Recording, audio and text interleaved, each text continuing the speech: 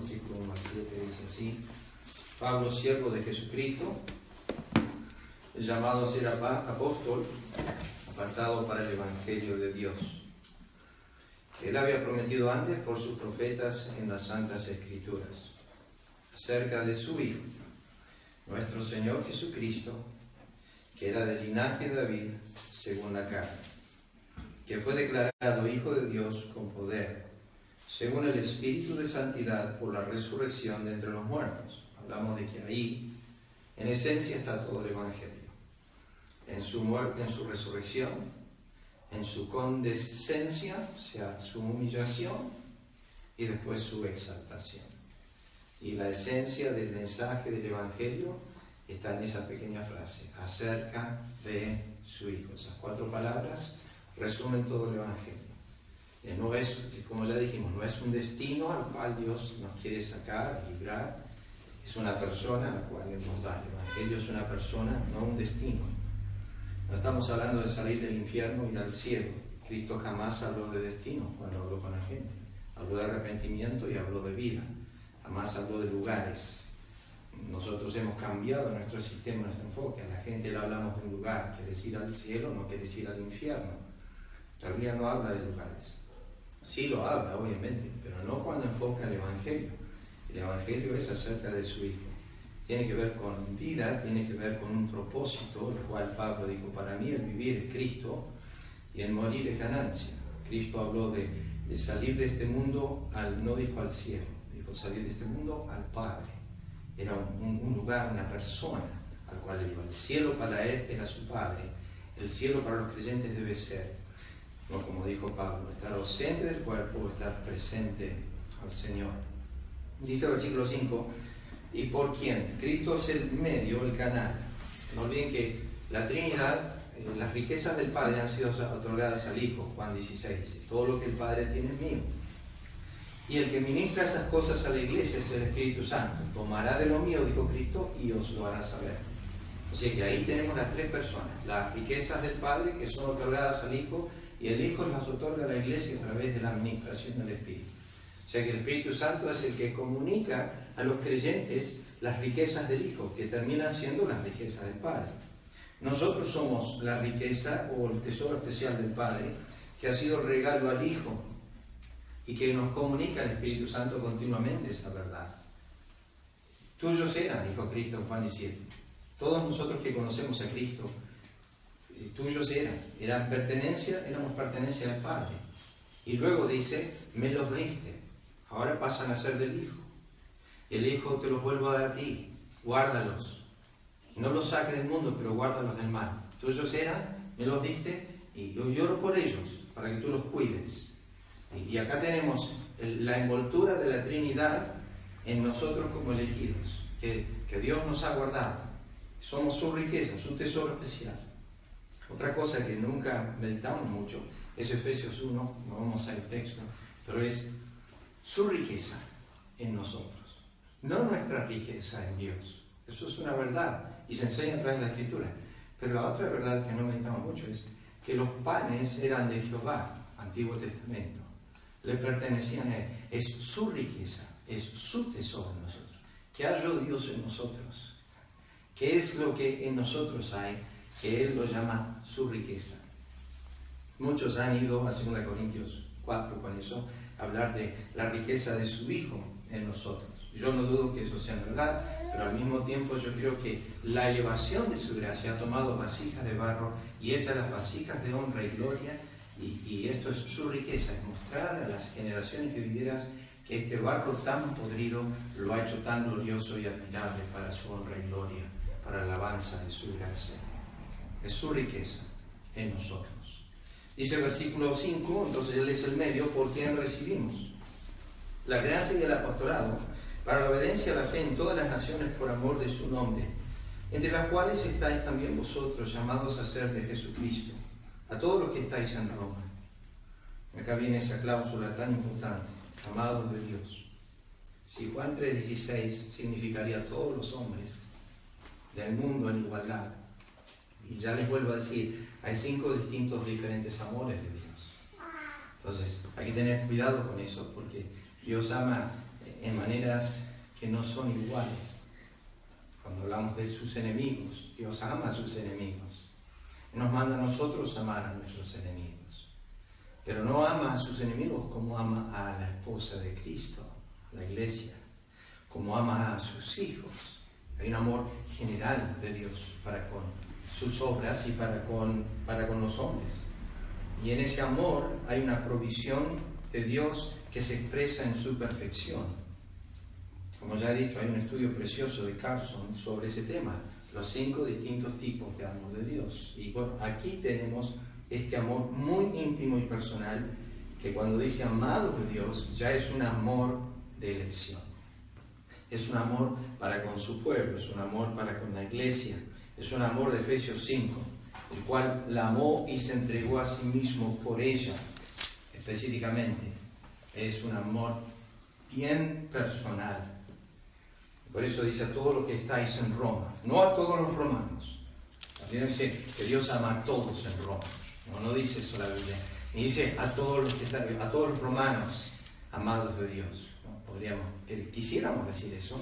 Todos los que están embragados, todos los que están en el pueblo, Dios ama.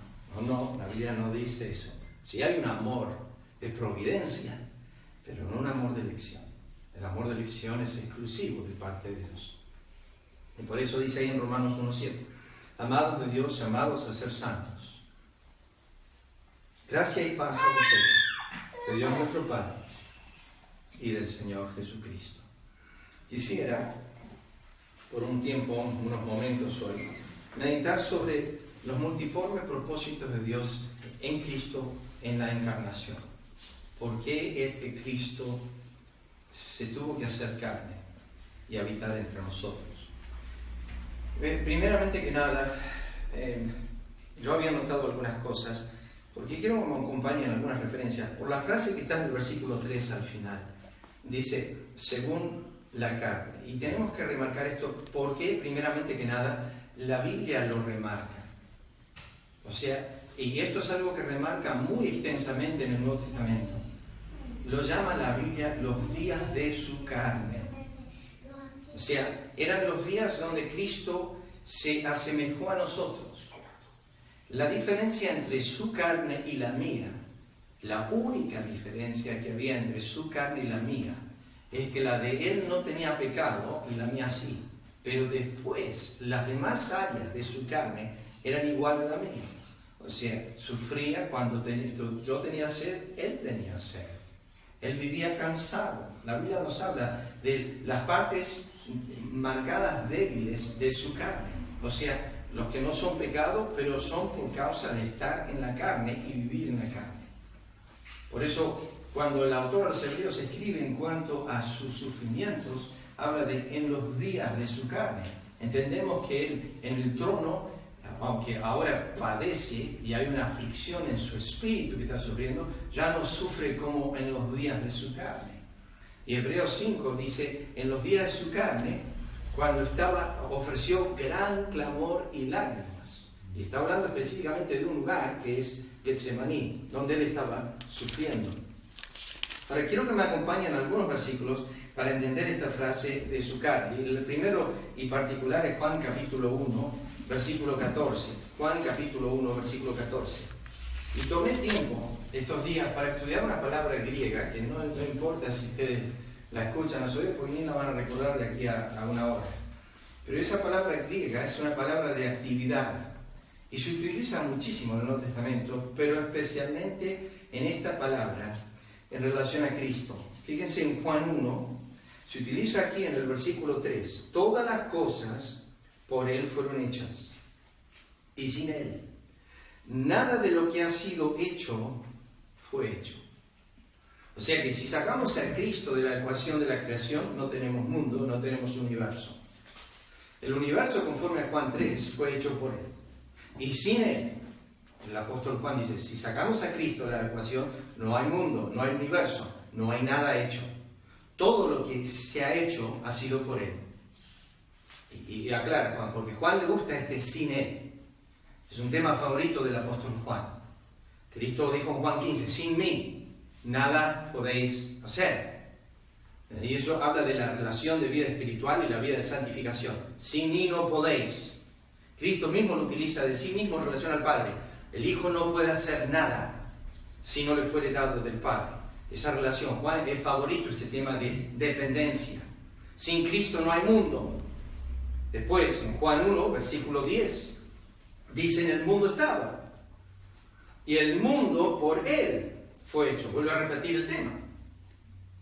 Pero el mundo no le conoció. Y el énfasis de Juan 1.3 y de Juan 1.10 es en lo que Él hace y en lo que Él hizo. O sea, vendría a ser el hacer de Dios. Este es un tema interesante que estaba leyendo esta mañana en el libro de Números. Que después de todas las obras de Dios, Israel puede decir: lo ha hecho Dios. Me encanta esa frase. Lo ha hecho Dios. Nosotros podemos decir que cuando Lucas me empezó a escribir el 9 de julio, y nosotros estábamos acá con Mauro casa por casa en Bragado, nos conocíamos 9 de julio, yo iba solamente para hacer un service de Toyota ahí, yo ni sabía que Dios tenía su iglesia ahí, su cuerpo ahí, el grupo que Él iba a empezar a levantar ahí. Entonces yo claramente sentado esa tarde puedo decir con Israel en Números 23, lo ha hecho Dios. Lo ha hecho Dios. Eliú, hablando con Job, se dio cuenta que hablando con sus amigos no podían llegar a nada con él. Job cada vez se defendía más y cada vez se sentía más justo y cada vez se sentía mejor. Y Eliú fue claro, dijo: lo vence Dios y no el hombre. Es Dios que tiene que hacer la obra en Job, no yo. Mis palabras son vanas a sus oídos, como las suyas a mis oídos. Pero cuando Dios hable, lo vence Dios, ahí las cosas cambian. Cuando Dios empiece a hablar, Job se va a humillar.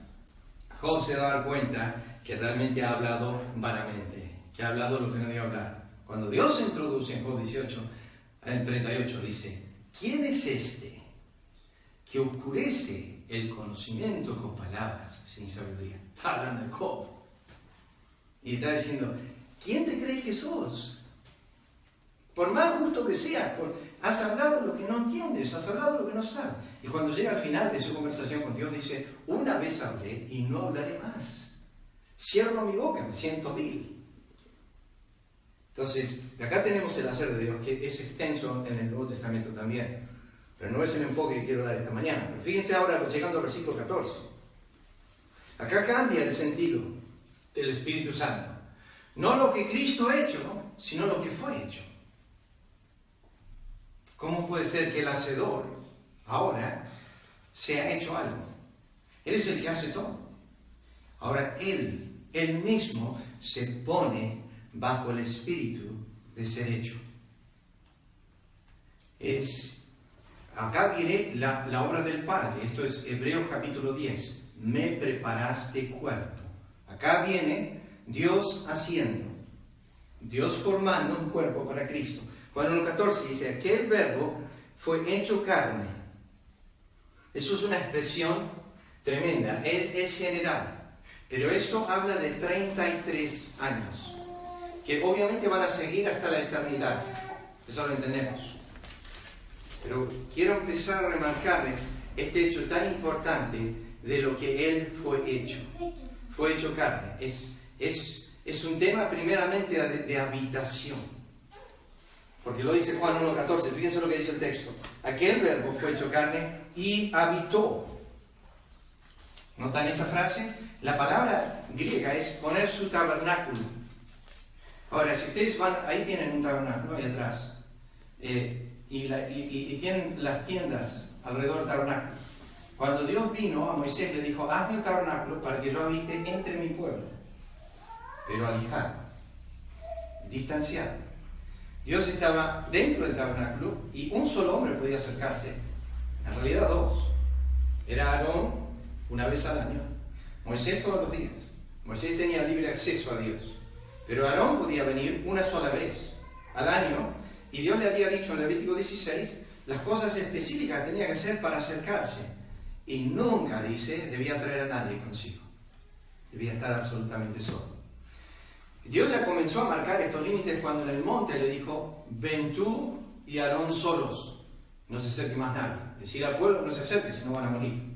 Cuando tenía que mover este tabernáculo, Dios le había dado órdenes específicas, en números 4 y 5, de cómo se debía hacer. Debían venir de espalda, cuando tenían que tapar el arca del testimonio. Y lo debían hacer de espalda para no mirar lo que estaban cubriendo. Una vez cubierto, venían los que debían transportar. Todos tenían una posición diferente. Unos desarmaban, otros llevaban. Los que desarmaban tenían que tener cuidado cómo lo desarmaban. O sea que la relación era muy distante, muy crítica, y donde se hacían las cosas mal, morían, dice la Biblia. El que mira el arca morirá. Era algo muy marcado parte de Dios. Había distancia, no había cercanía. Pero Juan 1 introduce algo. Que aquel verbo fue hecho carne y habitó, significa que se puso al lado, como al hombro. O sea, vivía en la misma ciudad, no había marcas, no había nada que lo distanciaba. Yo podía estar cerca, él tomaba a los niños, los ponía en sus faldas. Era algo extraño que Dios se haya acercado tanto a los hombres. Años atrás yo me creía muy sabio en las Escrituras, cuando era más joven. Y había hecho un estudio sobre este proceso de acercamiento divino, donde había estudiado que primeramente Dios vino para habitar entre los hombres. Y después Juan 1:14 habitó con los hombres, y, entre los hombres, pero de una forma más cercana. Y después finalmente habitaré con vosotros y habitaré en vosotros. Entonces tenemos el desarrollo de Dios, viene primeramente a la distancia, después a la cercanía y finalmente mora en nosotros. O sea que los creyentes hoy no tenemos un Dios alejado, sino un Dios que se ha introducido. Vosotros sois morada de Dios en el Espíritu. Todo un tema. Vosotros sois el templo de Dios. El Espíritu de Dios que ha hecho morar en vosotros. Acá tenemos a Cristo cercano, tan cercano que le podían escupir el rostro. Estamos hablando del que habitaba en el tabernáculo, el que estaba en el monte Sinaí. Se hace un estudio profundo del tema, el que estaba en el monte era Jesucristo. El ángel de Jehová lo llama la Escritura. Él estaba en el monte. El que Moisés vio en la zarza ardiendo, aunque no vio a nadie, pero vio fuego, la Biblia dice que era Cristo. Un montón de referencias que nos apuntan a Cristo, o sea, la manifestación de la segunda persona de la divinidad. Estaba Cristo, y siempre marcando distancia. Ahora no hay más distancia. Ahora está caminando con 12 hombres. Ahora están las multitudes, ahora lo aprietan, lo tocan. Está en su forma más cercana. Fue hecho carne, y la Biblia dice, y habitó entre nosotros. Ese entre nosotros es un estudio precioso en las Escrituras. Porque marcar a una persona que está entre significa que no está sobre, ni está debajo, está en un tema de igualdad. De eso la Biblia dice que debía ser llamado el rey, el profeta y el sacerdote. Llamarás al rey de entre vosotros, al profeta de entre vosotros y al sacerdote de entre vosotros. Debía ser un hombre igual a todos. El rey va a ser llamado entre vosotros y cuando suba al trono, recuérdale que debe leer la Biblia todos los días de su vida para que aprenda a no ponerse sobre sus hermanos, porque fue tomado de entre sus hermanos. Dios le dijo a David, te he tomado de entre las ovejas para ser príncipe en mi pueblo. Le recuerda que había sido un mero pastor de ovejas y ahora iba a ser el príncipe y rey. Fue tomado de entre su pueblo, pero de entre las ovejas. O sea, ese era su ministerio. En Hebreos capítulo 5 dice que el sumo sacerdote será tomado de entre los hombres, no de sobre ellos. No era más, no era menos, era igual. Y esto es lo que se presenta aquí. Cristo viniendo a ser hecho carne, a participar de lo mismo. Tenía un diácono en el norte que siempre me recordaba su eterna diferencia aún estando al lado mío. Me decía siempre. A mí me conmovía cuando hablaba con este hombre. Es el que no pude ver este último viaje que tuve a Estados Unidos, porque el Señor lo llevó a su presencia antes. Tuve una de esas muertes deseadas. Él tenía una comunión íntima con el Señor preciosa y tenía 70 años. Y él le dijo a la esposa, el Señor me va a dar solamente 70, como Él prometió. Y estaba con su hija ayudándola a empezar una empresa. Y esa mañana él se comunicaba con su esposa toda la mañana, más o menos a las 5, para tener el devocional con ella, antes de empezar el día. Y ella lo llamaba y no contestaba. Y bueno, la hija se había ido a cuidar unos perros a otra casa esa noche, y muestran unos videos cortitos que ella tenía con su papá, un hombre precioso en el Señor, pero de mucho conocimiento de Cristo. Y bueno, él él no contestaba, entonces ella le dijo a la madre, le dijo, anda a ver qué pasa con tu padre cuando me contesta el teléfono y tenemos que tener el devocional antes de que vaya a trabajar. Y se fue hasta la casa, miró por la ventana y estaba en el sillón, con los brazos cruzados. Dice, papá está durmiendo. No, dice, no está durmiendo. Anda y golpea la puerta o entra. Y dice, papá no está más. Papá no está más. Él estaba con los brazos cruzados. Se había ido con el Señor esa mañana. Se levantó, se vistió, se preparó. Él siempre tenía su tiempo con el Señor y preciosamente el Señor se lo llevó en la forma quizás que todos deseamos, así. Un infarto. No hubo ningún como tuvo mi profesor, que lo encontraron en la calle agarrando barro. También lo llevó el Señor mientras corría, memorizaba versículos. Y falleció así corriendo, a los 70 años, corría como 8 millas todos los días. Y bueno, el Señor lo llevó así. Él era el que sabía todo el Nuevo Testamento de memoria. Y el Señor le dio una mente muy capaz y memorizaba libros de la Biblia, era impresionante.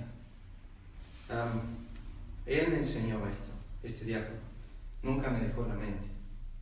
Él me dijo, un día estábamos sentados en su sillón. Él era camionero.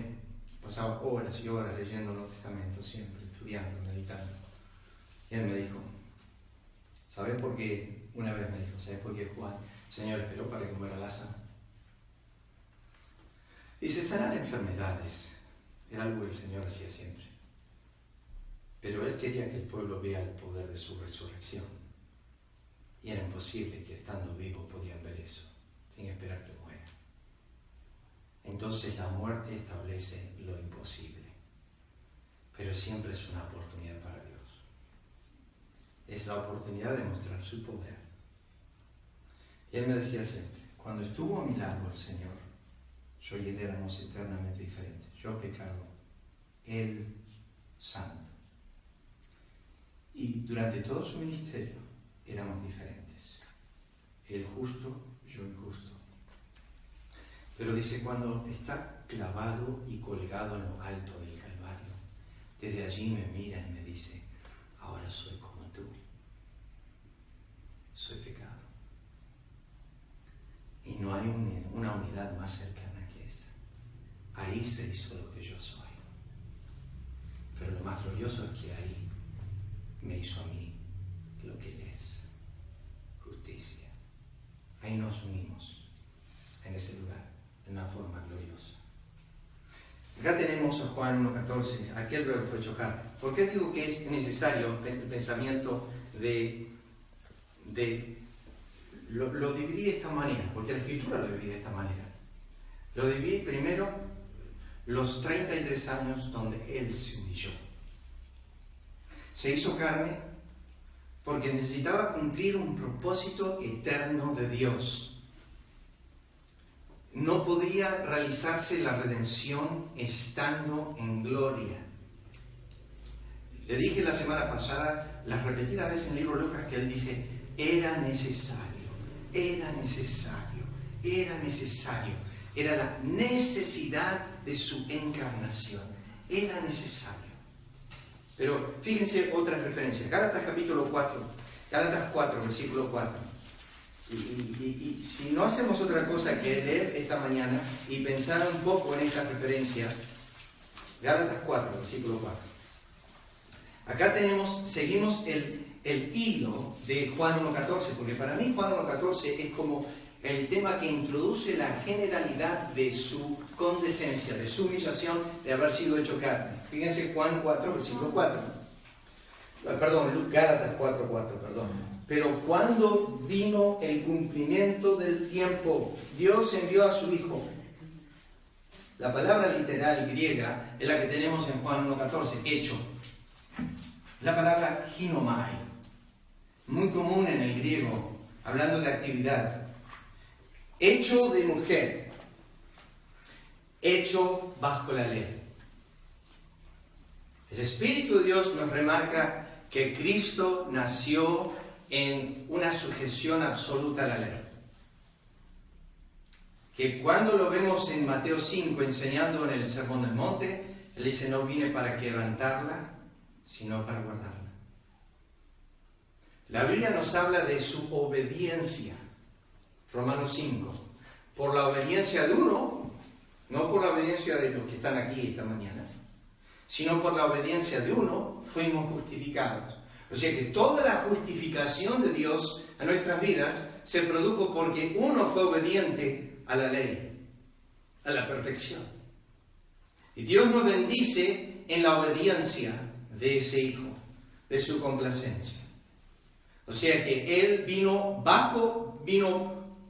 a nacer por mujer. Eso habla de su intimidad con nosotros, pero bajo la ley, su perfecta obediencia a uno. He venido a agradar a uno. Nadie te agradó. Toda la historia humana, nadie pudo cumplir un precepto de esa ley. Sacrificios y ofrendas siempre eran traídos en base a transgresión. Si vos traías un cordero al altar, era porque habías pecado. Si traías un palomino o algo para ofrecerte, es porque habías pecado. Tenías cargo de conciencia y venías por el sacrificio. Dios no se agradaba de los sacrificios.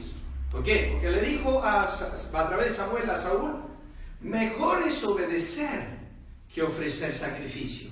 Dios no se agrada del sacrificio en esencia. El único sacrificio que le trajo agrado a Dios fue el único que vino en obediencia. Que se presentó justo, se presentó santo, se presentó obediente, se presentó absolutamente inocente y puro. Y fue ahí donde Dios hizo el glorioso intercambio que dice Martín Lutero. Mi pecado sobre él, su justicia sobre mí. El corito que vamos a tener que empezar a cantar. Glorioso intercambio. Se produjo en ese lugar.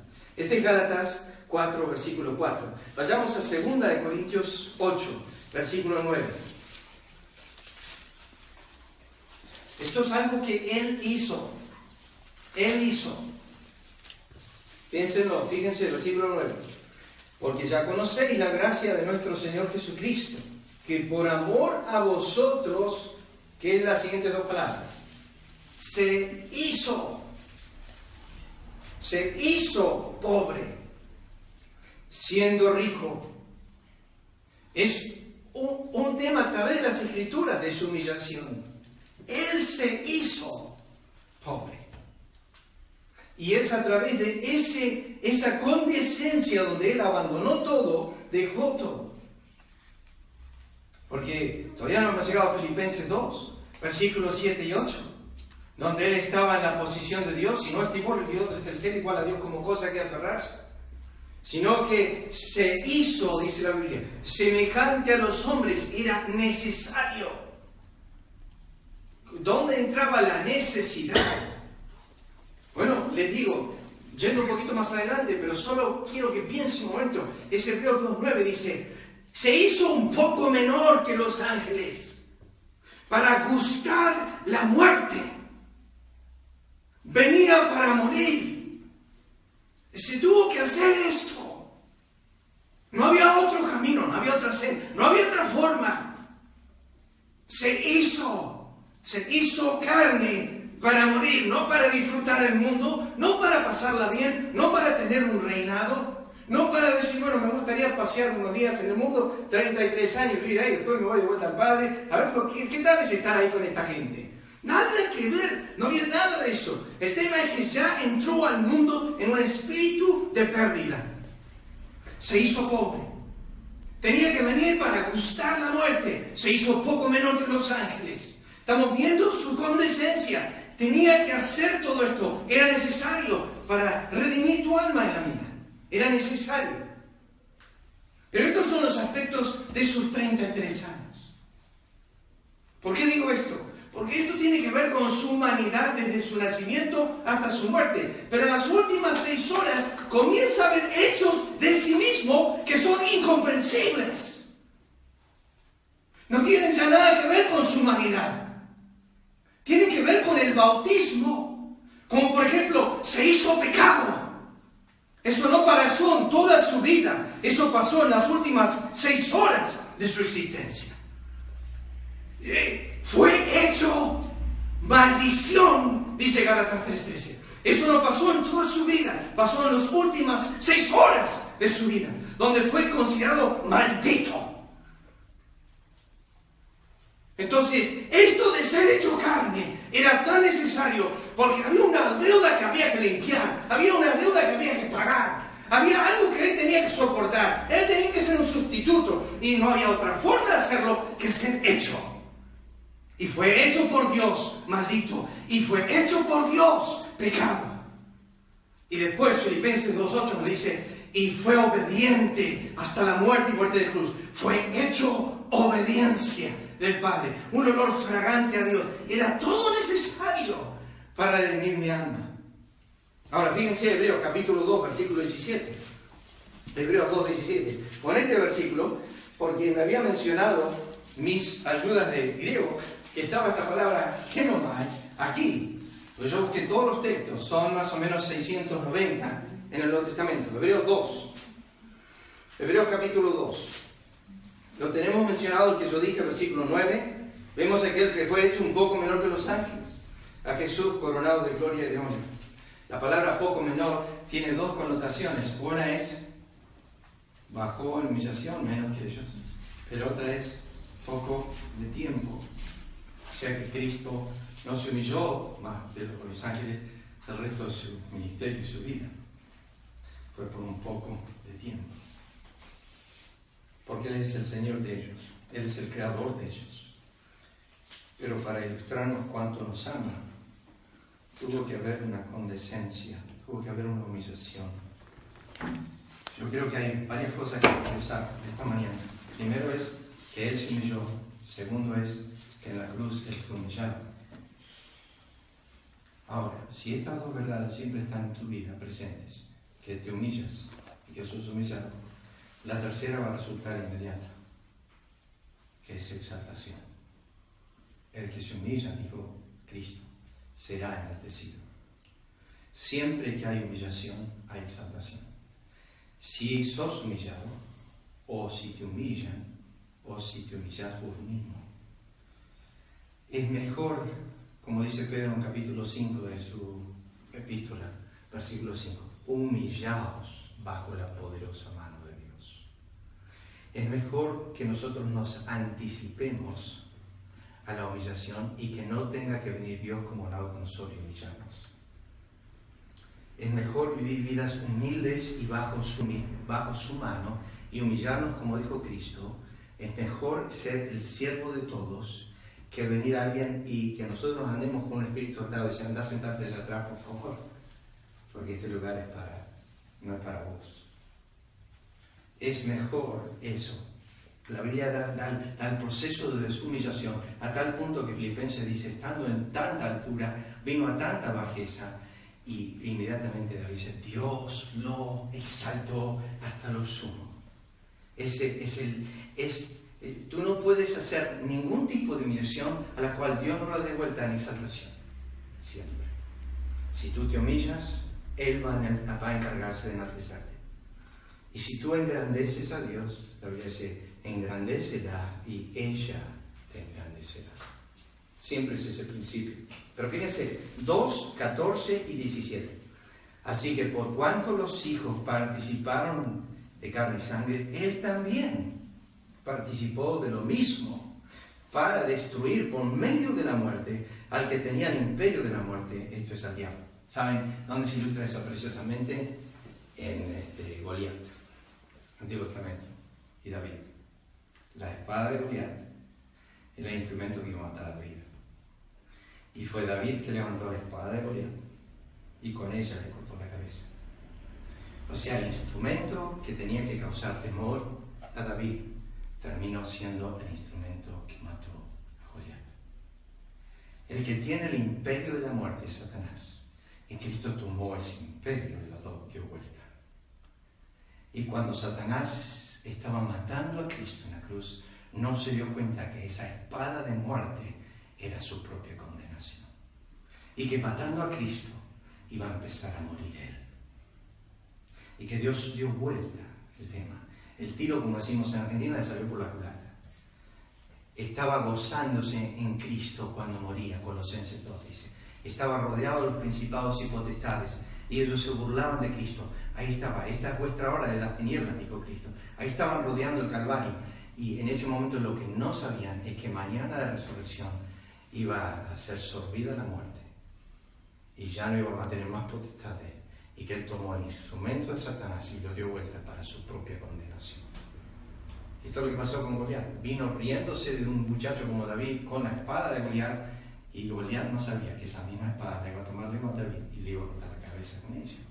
Y acá es lo que está diciendo, Hebreos 2:14. Pero fíjense ahora, versículo 15 dice: y librar a todos los que estaban por el temor de la muerte, estaban durante toda la vida sujetos a servidumbre. Versículo 7, por lo cual debía ser, esto es la palabra ahí, ser, ¿ven esa palabrita? Es ginomai, significa ser hecho. Debía ser en todo semejante a sus hermanos para venir a ginomai, ser misericordioso. No era ya misericordioso. Sí, Cristo siempre fue misericordioso, pero ¿saben dónde entró el entendimiento de la misericordia? Cuando Él puede decir, ahora. Entiendo cuando le entra un clavo en la mano a Colby, que le duele, porque ahora yo soy carne y hueso. Entiendo lo que duele, entiendo lo que es sufrir. Ustedes entienden, yo siempre fui misericordioso, pero ahora lo entiendo más. Ahora he sido hecho carne para llegar a ser más misericordioso o comprensivo en la misericordia. Y esto lo lleva al plano, el autor de los Hebreos, al capítulo 4, donde habla de entrar a la presencia de Cristo y estar lleno de pecado. Y uno se pregunta a veces, ¿cómo me puede aceptar el Señor como yo soy? Alguien puso una frase muy interesante el otro día de eso. Pero cuando yo me acerco al trono en mi debilidad, Él no se muestra distante. Y no entiendo lo que está pasando. ¿Sabe lo que pasa con nosotros? Cuando yo enseñé a Dios años atrás, una de las lecciones más profundas que el Señor me enseñó es que el ser más santo es el más misericordioso. Nosotros pensamos que es al revés. Pensamos, por ejemplo, yo soy pecador, por ende debería ser compasivo. Pero es interesante que David, cuando cometió el pecado y mató a Urias y se acostó con Betsabé, se había vuelto tan duro que cuando vino Natán y dijo, se cometió una injusticia en tu reino, ese hombre debe morir. David dijo, cuando Natán dijo esta injusticia, David dijo, ese hombre debe morir. Y le faltó misericordia, hasta que Natán dijo, tú eres el hombre. Y David clama en Salmo 51 3 distintas palabras de misericordia. Empieza, ten piedad de mí, oh Dios. Y va la misericordia más lejana que tienen los animales con animales. Y después David dice, ten piedad, conforme a la multitud de tu misericordia. Ahí baja esa misericordia tierna, cuando Dios hace bajar el rocío sobre el pasto. Y después David dice, y una más, ni la que tienen animales, ni la que tienes con tus obras, sino la que tienes esa que es tuya, que es tierna, que es inconcebible. Esa es la que quiero que tengas conmigo. Y ya está diciendo para David, recién quisiste matar al hombre que supuestamente merecía la muerte por lo que hizo. Yo te he remitido tu pecado, no vas a morir, pero ahora me estás pidiendo lo que vos no querías dar. Les puedo decir que el diablo, según Isaías 14, es cruel con los suyos. A veces los encierra en la cárcel y nunca los suelta. Escuchen bien, el ser más misericordioso es el que nunca cometió adulterio, el que nunca mató, el que nunca mintió, el que nunca se burló, el que nunca menospreció, el que nunca tuvo celo, envidia, el que nunca cayó. Y tú entras y dices, pequé, Señor, mentí, adulteré, forniqué, robé, miré a la mujer, Señor, acá estoy, basura total. Y le caen las lágrimas al Señor. Entiendo. Yo fui tentado igual, pero sin pecado, pero estuve ahí. Alguien lo ha comparado como el hombre que está levantando las pesas. La compasión de Cristo es como esa. ¿Cómo se entiende que Él pudo soportar tanta tentación y no caer y ser compasivo al mismo tiempo? Es justamente eso. Que Él no tiró las pesas cuando el peso ya era demasiado para Él. Nunca llegué, no. Él fue tentado en lo más asqueroso de su ser, hasta el punto extremo, y Él soportó la tentación, y por ende Él puede decir: sé cuán lejos va la tentación y sé cuán fácil es para ti caer. Yo no caigo, no voy a caer nunca, pero entiendo lo que es soportar la tentación en extremo. Por ende, soy compasivo. Estoy acá para perdonar, estoy para dar gracia, estoy para otorgarte misericordia. Y esto es lo que dice el versículo 17: hecho carne, para vivir, para venir a ser semejante a sus hermanos, para venir a ser misericordioso. ¿Y dónde se ve esto? Bueno, léanlo, fíjense, capítulo 4, versículo 15. Lo cité nomás. Porque no tenemos un sumo sacerdote que no pueda compadecerse de nuestras violencias, sino uno que fue tentado en todo según nuestra semejanza sin pecado. ¿Se acuerda David cuando cayó en la soberbia de su corazón y Dios dijo: vamos a castigarte? Elegí, tenés 3 juicios para elegir. Dice el primero, dice: es caer en manos de tus enemigos. 3 meses. Hambre, dice, o 3 días en la mano de Jehová. Un ángel lo anima a matar a la gente con pestilencia. ¿Y qué responde David? Caigo en las manos de Jehová porque sus misericordias son extremas. Si voy a caer en las manos del hombre, no para hasta matarme. Mejor es estar en las manos de Jehová porque Él va a tener misericordia en algún momento. Y fue así. Fue así. ¿Saben que más gente murió con su soberbia que con su adulterio? La gente que murió con su adulterio fueron 44. 38 en batalla. 43. Urías, que él mató, más 38 más que murieron, 39, más 4 de sus hijos, 43 por su adulterio. 43 personas murieron por su adulterio. Pero en su soberbia la Biblia dice que murió 70.000. 70.000 personas murieron por su soberbia. Es impresionante cuánto daño hace nuestro pecado. Cuán extenso es, cuánta gente mata nuestro pecado, cuánta gente arruina. Bueno, hice mención de su humillación, sus 6 horas, y finalmente, ¿qué fue hecho después? Vayamos para citarlo nomás, y acá terminamos. En los días de su carne, vamos a Hebreos, porque están todas en Hebreos. Hebreos capítulo 1. Entonces, se humilló, fue hecho carne para participar con nosotros, para poder identificarse con nosotros, para ser semejante a nosotros, para llegar a ser misericordioso. Después en su cruz sufrió, que fue hecho pecado, fue hecho maldición. Si quieren escuchar uno de los mejores sermones de Washer sobre este tema, es 2 Corintios 5:21. Es lo mejor que hay, hecho pecado. Va a través de todas las maldiciones de la ley. Y dice: Cristo fue contado como un adúltero, como un blasfemo, como un violador. Y la lista es larga de la ley. Cuando leen todas las maldiciones de la ley, Cristo estaba incluido en esas maldiciones.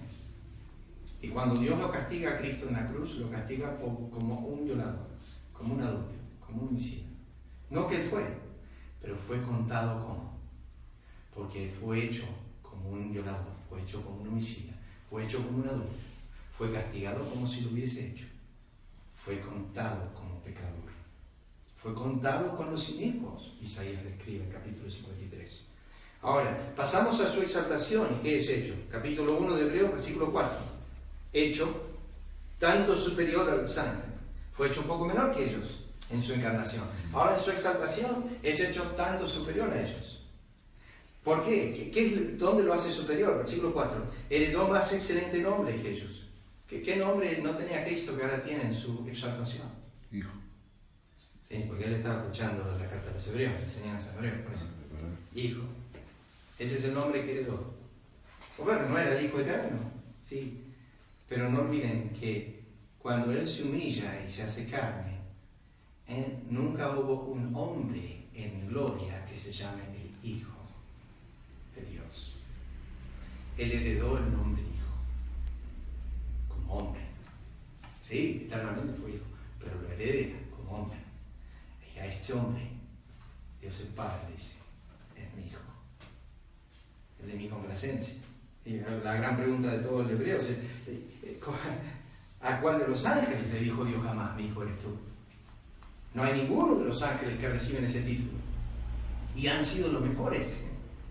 ¿No les parece increíble que ellos que son santos y obedientes y perfectos y siempre agradan a Dios y hacen su voluntad, Dios los llama siervos? Y nosotros que somos llamados y que caemos y que todos los días pecamos y que le servimos en pobreza y nos llama hijos. Yo más digo eso. Eso es gracia infinita. Bueno, eso es 1.4. Fijémonos ahora 6.20. 6.20. Estamos hablando de ahora los hechos de su exaltación. Los hechos de su humillación, los hechos de su cruz. Fue hecho pecado, fue hecho maldito, fue obediente hasta la muerte y muerte de cruz. Ahora 6.20 de Hebreos, ¿qué dice?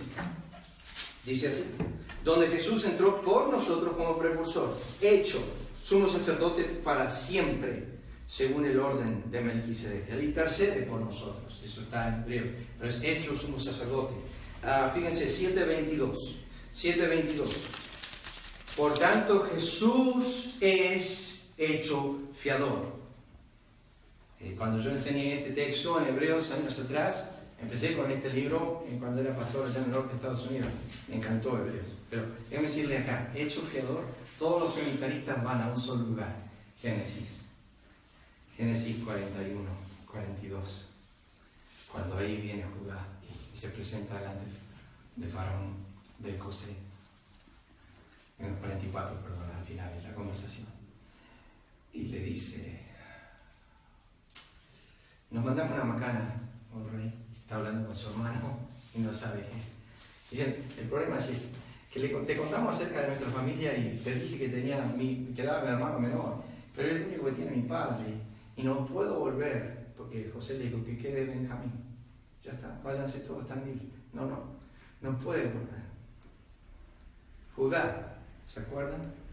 Fue el que vendió a José. Hubo un cambio de corazón. El primer hermano lo desecha. Al segundo hermano está dispuesto a dar su vida por él. Él dijo: yo he salido fiador de mi hermano. ¿Qué estaba diciendo? Yo estoy en su lugar. Él no puede volver a mi padre. Él tiene que volver a mi padre porque la vida de mi padre está ligada a la de él. Y si los rompemos, mi padre se muere. Entonces yo salí fiador. Mi padre a mí no me da ni bolilla. Cero. Entonces yo me puse en lugar. Déjame a mí quedar, pues yo soy fiador de él. Y dejarlo ahí libre. Porque ¿cómo puedo yo subir a mi padre? Y el muchacho no está conmigo. Yo salí fiador de su vida. Puedo decirte esta mañana que Jesús es tu fiador. Y si tú no estás en el trono, Él tiene que tomar tu lugar en el infierno. Porque Él es fiador de tu alma. Él es el sustituto. Él hizo pacto. Todo lo que me diste, no perdí ninguno. Imposible perder. Él es el fiador. Él es el que los lleva. Y si uno se pierde, que es imposible, y se llegaría a perder, el Padre dice: ¿dónde está el muchacho que te di? Vos sos fiador de él. Toma su lugar. Él viene acá, tú vas allá. Porque tú eres fiador de su alma. Jesús, dijo el autor de Hebreos, es el fiador. Es el que se pone en lugar de castigo, ya lo hizo. Y ahora que no falte ninguno en el trono. Y Padre, cuando vea todo, acá están todos. Sí, hijo, veo que están todos. No falta ninguno. Excelente fiador. Has traído a todas las almas. Sigamos leyendo. Fíjense, capítulo 7, versículo 26. No solo fue hecho fiador, sino versículo 26. Porque tal sumo sacerdote nos convenía, santo, inocente, sin mancha, apartado de los pecadores, hecho más sublime que los cielos. Es lo más exaltado que hay en el universo. No hay algo más glorioso que Cristo. Y versículo 28. Por la ley constituye a hombres, sacerdotes, débiles hombres, pero la palabra del juramento posterior a la ley, al Hijo hecho perfecto. Y estas dos cláusulas son importantísimas para siempre. ¿Saben por qué? Porque Satanás también fue hecho perfecto. Ezequiel capítulo 28 dice que Satanás era perfecto, pero no para qué, no para siempre. Cristo es perfecto. ¿Para qué? Para siempre. Entonces tenemos los términos de su exaltación. Su humillación fue hecho carne. Su exaltación fue hecho mayor que los ángeles, fue hecho superior, fue hecho hijo de Dios eternamente y para siempre, fue hecho creador de nuestras almas, fue hecho sumo sacerdote para siempre, fue hecho perfecto para siempre. Esa perfección, la cual sube Aarón al monte, Dios le dice, lleva al monte a Aarón, porque va a morir. Y Moisés y Aarón suben al monte, pero lleva al hijo Eleazar, que vaya con él. Cuando llegan al monte, Dios le dice a Moisés, sacarle la ropa a Aarón, sacásela. Le saca la ropa a Aarón y queda desnudo, y muere desnudo. Y dice, ponésela ahora a su hijo, son de él. Y baja a Eleazar con la ropa de su padre. Y lo que pasó en el Calvario fue el glorioso intercambio. Cristo murió desnudo, parece que fue injusto, pero fue injusto por los injustos.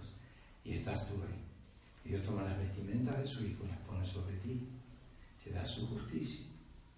Y tú bajas del monte con su justicia. Ahora, yo lo admirable de todo esto para mí, yo lo noté esta mañana, me quedé pensando en esto. Como Dios, todo lo noté, como Dios no hizo con nosotros conforme a nuestras iniquidades. Es verdad eso. Él no me trató a mí como yo merezco ser tratado. Pues si tú dices esta mañana, ¿cómo trata Dios a un pecador? Bueno, la iniquidad de Satanás, ¿qué hizo? Por un solo pecado lo echó. Adán, por un solo pecado lo echó. A Caín, por un solo pecado lo echó. A los hijos de Aarón, un solo pecado los mató. A Usa, por tocar el arca una vez, los mató. O sea que solo requiere una iniquidad para ser totalmente destruido por Dios. La Biblia dice que no nos trató a nosotros conforme a nuestras iniquidades. No hizo con nosotros. Pero a esto quiero apuntar. No a lo que Dios no hizo con nosotros, sino que tampoco hizo con Cristo conforme a su justicia. Estaba en la cruz. Su hijo obediente, justo, complaciente, pero no hizo con él como él es. Lo trató como si no fuese justo. Y a mí, que soy justo, me trató como si fuera justo. Ahí vino el intercambio. Totalmente diferente. Termino con esto esta mañana, porque sé que no lo voy a mencionar de vuelta, así que se los leo más rápidamente. Los hisos de Dios para con su pueblo. Y cierro con esto. El primero, dice Santiago 1:18, Él de su voluntad nos hizo renacer. Solo mencionarlo nada más. De su voluntad nos hizo renacer. Segundo, para la alabanza de la gloria de su gracia, con la cual nos hizo aceptos. Tenemos el segundo hizo de Dios. Nos hizo renacer, nos hizo aceptos. Tercero, Efesios 2:14. Porque Él es nuestra paz, que de ambos pueblos hizo uno. Trajo la unidad al cuerpo. Cuarto, 2 Corintios dice, nos hizo ministros competentes del nuevo pacto. 5. Colosenses dice, nos hizo aptos para participar. 6. Apocalipsis dice, nos hizo reyes y sacerdotes para Dios. Y 7. Nos hizo perfectos para siempre. Ahí hay una plenitud que no empezamos a enseñar ni entender. Que nos hizo renacer y que finalmente nos hizo como su Hijo. Perfectos, no como Satanás, por un tiempo, sino para siempre. Este es el glorioso evangelio de por qué Cristo fue hecho lo que fue hecho. Pero todavía no empezamos a estudiar la multiforme encarnación y los motivos. Solamente será un fundamento eso. La semana que viene nos metemos a ese tema. Vamos a ver. Padre, gracias te damos por esta mañana, gloriosa resurrección, por poder estar en tu palabra. Gracias por el esfuerzo de todos para venir esta mañana y por lo que no están, que siempre extrañamos. Te agradecemos por ellos también. Pedimos, Padre, tu bendición en el nombre de Cristo.